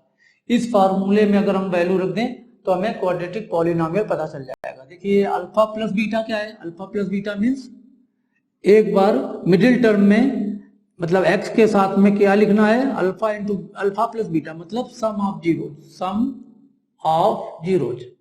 और लास्ट में क्या लिखना है, अल्फा इंटू बीटा, मतलब product. Alpha into beta means what, product of zeros. इस फॉर्मूले में अगर हम वैल्यू रख देंगे तो हमें क्वाड्रेटिक पॉलिनॉमियल मालूम हो जाएगा। जैसे अगर मान लो हमें क्वाड्रेटिक पॉलिनॉमियल फाइंड करना है और हमने जीरोज दे दिए, क्या जीरोज लिख दिए, एक जीरोज हमने -3, एक हमने जीरोज 2 लिख लिया। तो इसमें एक जीरोज को आप अल्फा लेट कर लो और दूसरे को बीटा। इसको हमने अल्फा मान लिया, इसको हमने बीटा मान लिया। अब इस फार्मूले में जरा वैल्यू पुट करिए, क्या आ जाएगा, k x square minus alpha plus beta means -3 + 2। Alpha की वैल्यू हमने क्या लेट करी -3 और बीटा की वैल्यू क्या लेट करी 2, तो -3 + 2 इंटू एक्स और alpha into beta means -3 into 2। Simplify कर लेते हैं कि x² -3 + 2 क्या होगा -1 होगा, -1 इंटू एक्स प्लस ये -3 इंटू 2 क्या होगा -6, यहाँ -6 लिख दीजिए कि x² माइनस, अब देखिए ये माइनस क्या हो जाएगा प्लस x -6, तो ये क्या हो गया एक क्वाड्रेटिक पॉलिनोमियल। मतलब इस क्वाड्रेटिक पॉलिनोमियल के ये दोनों जीरोज होंगे। अब अगर कोई पूछ लेता है सर ये के क्यों लिया है आपने, तो केवल यही एक क्वाड्रेटिक पॉलिनोमियल नहीं है जिसके जीरोज ये हैं, बहुत सारे ऐसे क्वाड्रेटिक पॉलिनोमियल हो सकते हैं जिनके जीरोज क्या होंगे यही होंगे, इसलिए हमने के लिया है। अगर आप के की वैल्यू अलग अलग रखेंगे तो आपको डिफरेंट क्वाड्रेटिक पॉलिनोमियल भी निकलते जाएंगे। जैसे अगर आपने के की वैल्यू 1 रखा तब तो क्या हो जाएगा यही हो जाएगा के से, के को हमें सिर्फ लिखना है, उससे हमें कोई मतलब नहीं है। एक बार फिर से मैं रिपीट करता हूं, जब भी कभी आपको जीरोज दे देता है और पूछता है कि पॉलिनोमियल क्या होगा तो आप इस फार्मूले में वैल्यू पुट कर दीजिए और सॉल्व कर लीजिए, आपको क्वाड्रेटिक पॉलिनोमियल निकल आएगा। कभी कभी क्वेश्चन ऐसा भी बोल देता है, आपसे बोलेगा find the quadratic polynomial if the sum of zeros is 5 and the product is 7 इसको हम कैसे करेंगे, इसको ध्यान केयरफुली करना। देखिए यहाँ पे हमें 5 दिया गया है, 7 दिया गया है, क्या है 7। कुछ बच्चे क्या करते हैं फार्मूला लगाएंगे के x² minus alpha plus beta into x plus alpha beta और वैल्यू रखेंगे कैसे के, और यहाँ पे x² और माइनस अल्फा की वैल्यू, इस एक को अल्फा समझ लेते हैं दूसरे को बीटा समझ लेते हैं। बिल्कुल गलत है, क्योंकि ये अल्फा और बीटा अलग अलग नहीं दिए, इन्होंने क्या बोला है ध्यान से पढ़िए, इन्होंने बोला है कि सम ऑफ जीरोज इच 5, मतलब ये दो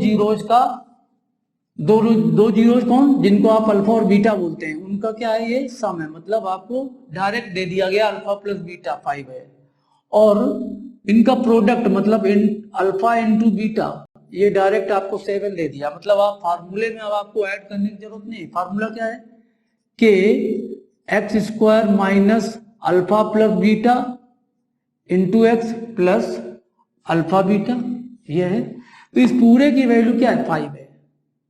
आप अलग अलग इनको कंसीडर मत करिए कि ये अल्फा है या बीटा है, इस पूरे की वैल्यू क्या है 5 है। जरा पुट करते हैं कि x² माइनस इसकी वैल्यू 5 हो गई, 5x plus alpha into beta की वैल्यू 7 है, तो आपका क्वाड्रेटिक पॉलिनोमियल इस तरह से ये हो जाएगा। तो हमने क्वाड्रेटिक पॉलिनोमियल के जीरोज निकालना सीख लिया। तो अब हम पढ़ेंगे relation between zeros and coefficients. ठीक है, ये कोएफिशिएंट्स पे बात पहले भी हो चुकी है। कोएफिशिएंट क्या होता है, देखिए एक पॉलिनोमियल में लिख रहा हूं ax² plus bx plus c, ये क्या है एक क्वाड्रेटिक पॉलिनोमियल है जिसका जनरल फॉर्म है ये। क्यों क्वाड्रेटिक पॉलिनोमियल है, क्योंकि सर यहाँ पे वेरिएबल में यहाँ पे जो डिग्री है ना इसकी डिग्री 2 है, इसलिए क्वाड्रेटिक पॉलिनोमियल है।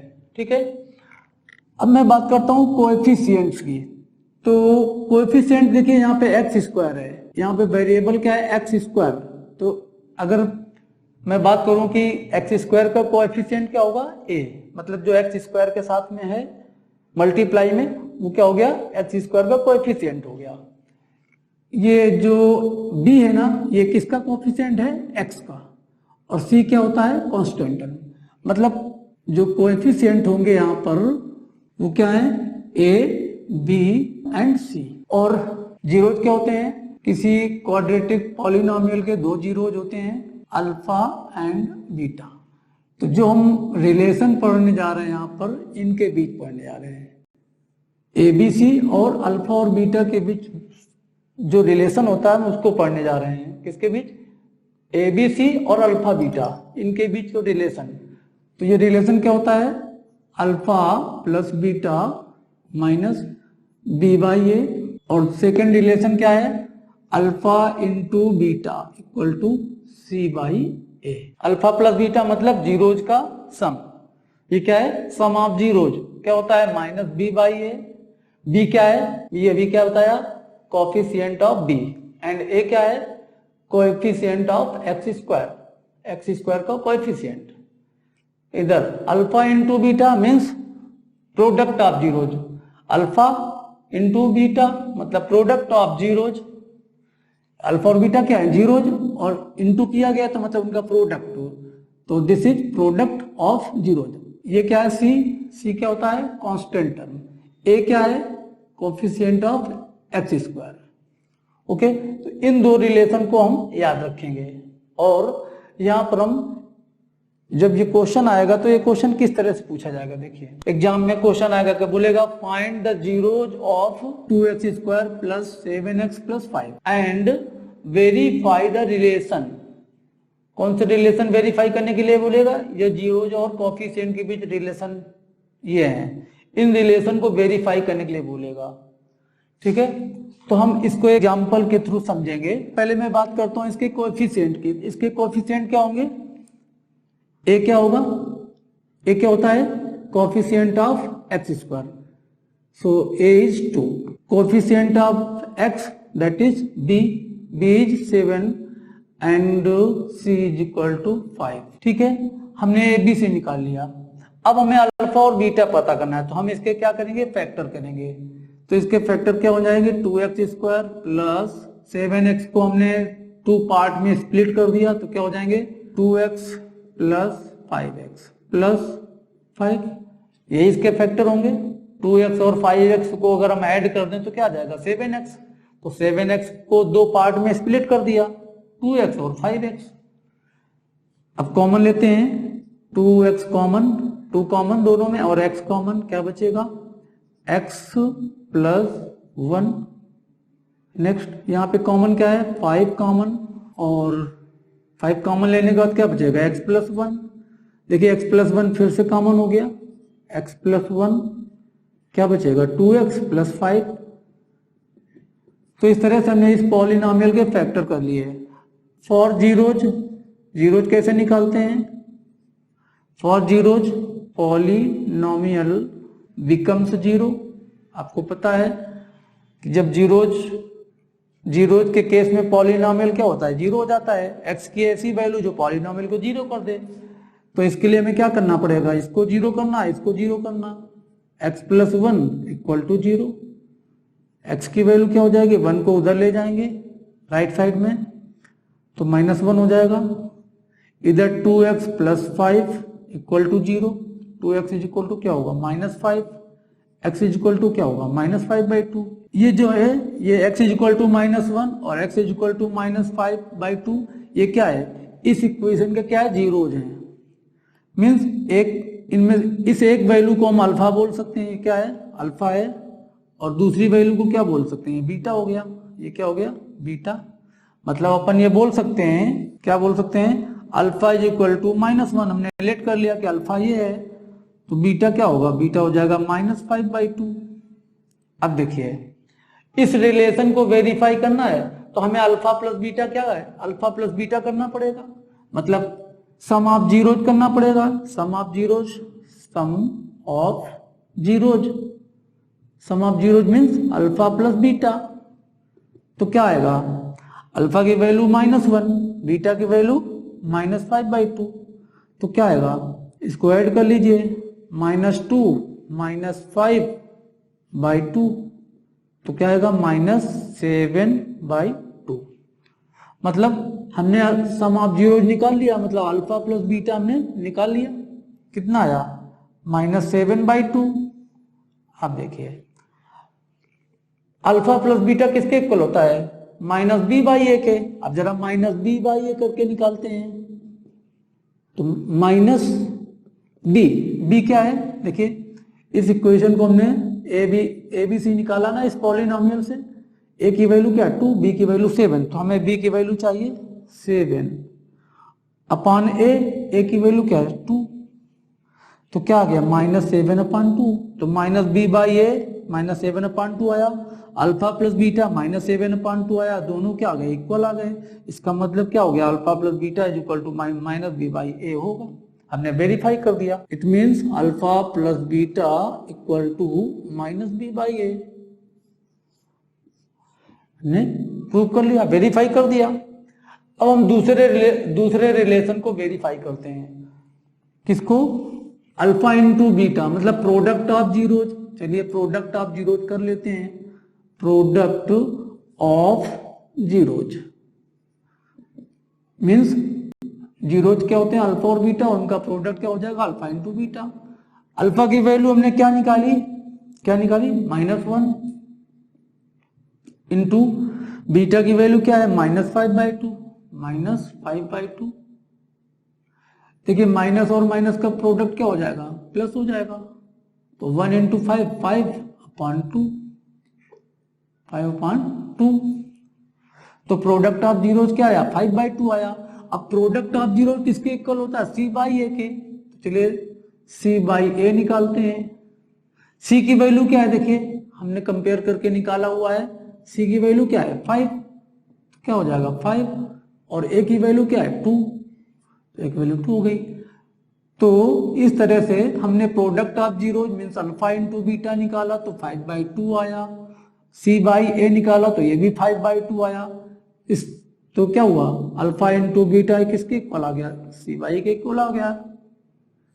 इस तरह से हमने वेरीफाई कर दिया रिलेशन को। अब हम पढ़ेंगे graphical representation of zeros. Graph को देख करके किसी पॉलिनोमियल का ग्राफ देख करके हम उसके जीरोज का पता कैसे लगाते हैं या फिर जीरो कैसे फाइंड करते हैं। बात याद रखिए ग्राफ में हमें ये देखना होता है कि जो ग्राफ है ना पॉलिनोमियल का वो एक्स एक्सिस को कितने पॉइंट पे कट कर रहा है, एक्स एक्सिस को कितने पॉइंट पे कट कर रहा है या फिर कितने पॉइंट पे टच कर रहा है।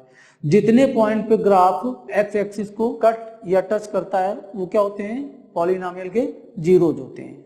बात करते हैं, ये देखिए एक पॉलिनोमियल का ग्राफ है, ये एक्स एक्सिस को, ये एक्स एक्सिस है, ये क्या है एक्स एक्सिस है, और ये क्या है वाई एक्सिस है, वाई एक्सिस है। ये किसी पॉलिनोमियल का ग्राफ है, हम चेक करते हैं कि ये एक्स एक्सिस को कहां पे कट कर रहा है, इस पॉइंट पे कट कर रहा है। एक ही पॉइंट है जहां पर ये ग्राफ एक्स एक्सिस को कट कर रहा है, तो इस पॉलिनोमियल का जीरोज क्या होगा एक जीरोज होगा। और क्या होगा अगर उसकी रीडिंग दी हुई है तो उस रीडिंग को हम रीड करके भी उस ग्राफ का जीरोज भी निकाल सकते हैं। जैसे यहाँ पे मान लीजिए रीडिंग है 2, तो इसका जीरोज क्या हो जाएगा 2। इसी तरह से देखिए ग्राफ ये है, ये जिस किसी पॉलिनोमियल का ग्राफ है तो इस ग्राफ के जीरोज निकालने हैं। हाउ मैनी जीरोज, अगर कोई आपसे पूछ लेता है कि इसके इस पॉलिनोमियल के कितने जीरो होंगे, तो हमें क्या देखना है कि जो ग्राफ है पॉलिनोमियल का वो एक्स एक्सिस को कितने पॉइंट पे कट कर रहा है या फिर कितने ऐसे पॉइंट है जहां पर टच कर रहा है या फिर कट कर रहा है।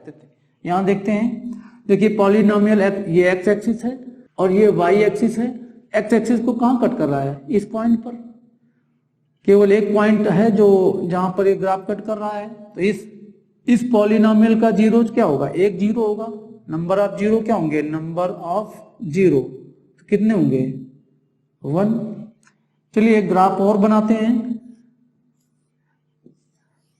ये देखिए ये किसी पॉलिनोमियल का ग्राफ है, जिस किसी पॉलिनोमियल का ग्राफ है उसके नंबर ऑफ जीरोज कितने होंगे, नंबर ऑफ जीरोज कितने होंगे। तो हमें क्या देखना है नंबर ऑफ जीरोज जब भी पता करना हो तो देखो कि पॉलिनोमियल का जो ग्राफ है वो एक्स एक्सिस को कितने पॉइंट पे कट कर रहा है या फिर कितने पॉइंट पे टच कर रहा है। तो जितने पॉइंट पे कट या टच करे वही नंबर ऑफ जीरो। तो देखिए यहाँ पर ये 2 पॉइंट पर एक्स एक्सिस को, ये एक्स एक्सिस है ना, ये 2 पॉइंट पे कट कर रहा है ना, तो इसके नंबर ऑफ जीरोज क्या होंगे 2।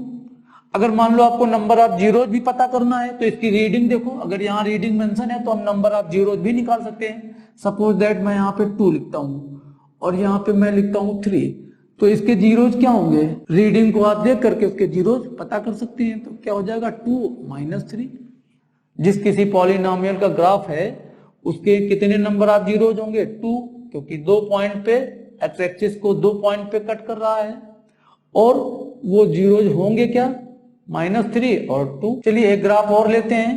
देखिए एक किसी पॉलिनोमियल का ग्राफ है तरह से। देखिए यहाँ पर अगर मैं बात करूं आपसे नंबर ऑफ जीरोज, तो इसके कितने जीरोज होंगे। देखिए एक्स एक्सिस कहाँ है, ये एक्स एक्सिस है, ये एक्स एक्सिस है, ये वाई एक्सिस है। तो हम यहाँ पे रीड करते हैं ग्राफ कहाँ कट कर रहा है एक्स एक्सिस को, यहाँ पे कट कर रहा है, यहाँ पे कट कर रहा है, और यहाँ पे टच कर रहा है। तो कितने पॉइंट हो गए जहां पे कट या टच कर रहा है, 1 2 3। तो नंबर ऑफ जीरोज क्या होंगे, 3। अगर मान लो इस पॉलिनोमियल के में जीरोज पता करना है तो हमें क्या करना पड़ेगा, हमें एक्स एक्सिस पे रीडिंग को देखना है।